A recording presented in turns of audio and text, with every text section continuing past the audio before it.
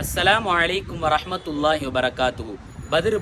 பத்ர் போரை பற்றி இறைவன் குர்ஆனில் கூறுகிற பொழுது வலக்கது நஸரக்குமுல்லாஹ் பிபத்ரின் வஅன்தும் அதில்லா என்பதாக கூறுகிறான். பத்ரில் நீங்கள் கம்மியாக இருந்த பொழுதும் இறைவன் நாம் உங்களுக்கு உதவி புரிந்தோம் என்பதாக கூறுகிறான். பத்ர் போர் என்பது லேசான ஒரு போர் அல்ல, இஸ்லாமிய துவக்க காலத்தில் நடந்த முதல் போராக இருக்கிறது. பத்ர் போரில் சஅத் இப்னு முஆத் ரலியல்லாஹு அன்ஹு அவர்கள் பேசிய வரிகளை வெள்ளி வரிகளில் எழுதி வைக்கிறதாக இமாம் பெருமக்கள் கூறுவார்கள். சஅத் இப்னு முஆத் ரலியல்லாஹு அன்ஹு அவர்கள் கூறினார்கள், நாயகமே, நீங்கள் கவலைப்படுகிறீர்களா?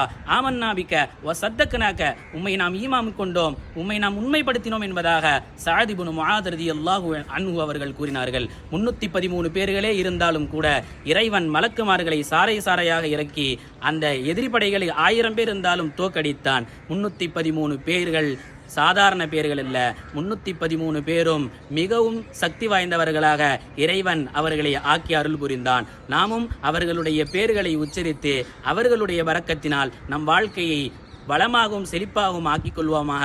ஆமீன். அஸ்ஸலாமு அலைக்கும் வரஹ்மத்துல்லாஹி வபரகாத்துஹு.